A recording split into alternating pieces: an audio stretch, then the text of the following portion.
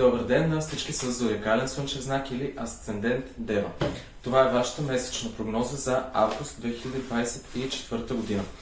През този месец ни предстои новолуние на 4 август, което при вас ще засегне сферата на подсъзнанието, на интуицията, на страховете, на дълбоките мисли, свързани с психология, с философия, с езотерика, с всичко, което се случва по един по-рибешки начин, на подсъзнателно ниво. Разбира се, тук са и талантите и качествата, които са скрити, свързани с творчество, с креативност, с иновативност и с доброта и милосърдие също така.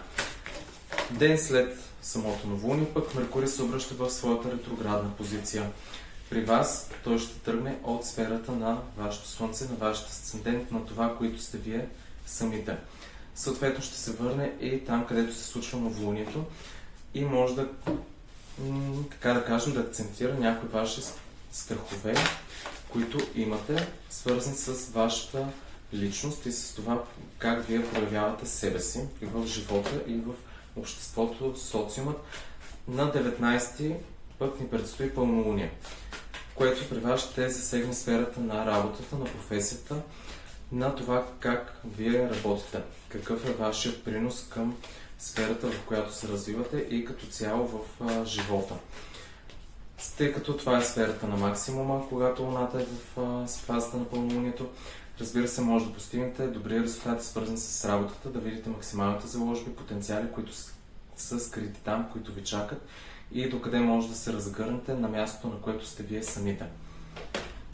Главната тема при вашият месец и при вас самите е свързано с усещането за това, че нещо ви липсва, че не ви е достатъчно, че не сте искали точно това, което сте получили, което ви се пада, което имате, но тъй като девятка чаша е обърната, разбира се, носи тези усещания. Въпросът е как да я изправите, тъй като когато в своята права позиция показва, че всъщност имате всичко, което ви трябва, всичко, което ви е необходимо.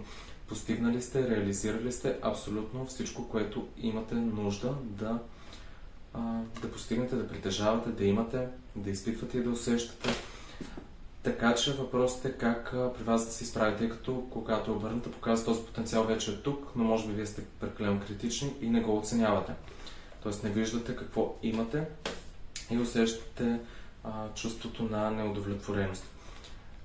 Това, което да използвате през този месец и правилната ви посока на развитие, е свързан с малко повече нелогичност.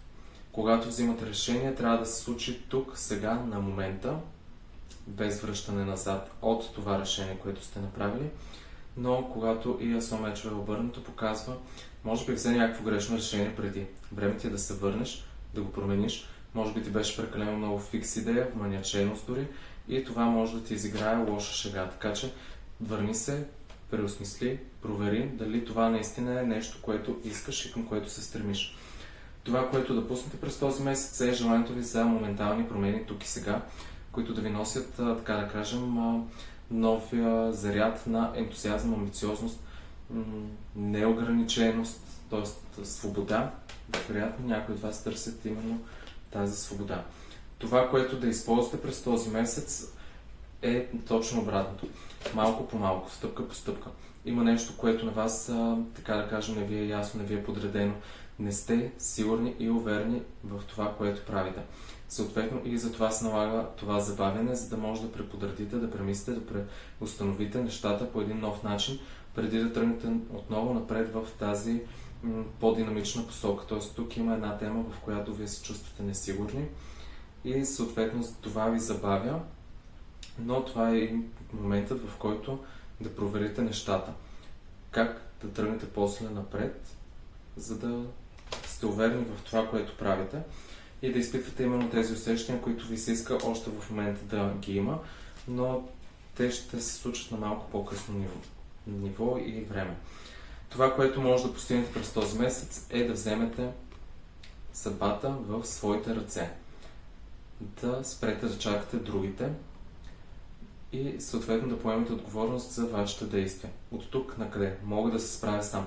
Взимам това, което имам, това, което ми е необходимо, ставам и тръгвам без да очаквам помощ, подкрепа, разбиране, т.е. да не очаквате някой друг да ви помогне във вашия път през този период от време, а да поемете сами риска към целите, които имате. Това, което оказва влияние от миналото, е тръгване напред. Вече сте се тръгнали от място, на което не сте се чувствали добре. Оставили сте миналото зад гърба си, но все още очевидно не сте достатъчно уверени в новия път, по който вървите.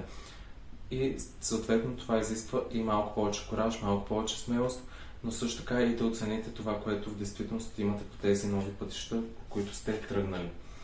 Това, което сте постигнали до момента с Крал Пентакли е вид нестабилност, несигурност, безотговорност, може при някой от вас да бъде, но и прекалено много харчене на пари, т.е. може да сте изхарчили всичко, което сте имали и в момента да сте финансово нестабилни. Разбира се, това е колективна прогноза, така че при всеки от вас може да бъде различно. А оракулската карта за вас е свързана с темата да давате и после да получавате, т.е. да има възвръщаемост на енергията, на парите, на вниманието, което отделяте и съответно да дадете, за да получите. Благодаря ви за вниманието. Това беше вашата месечна прогноза за август 2024 година.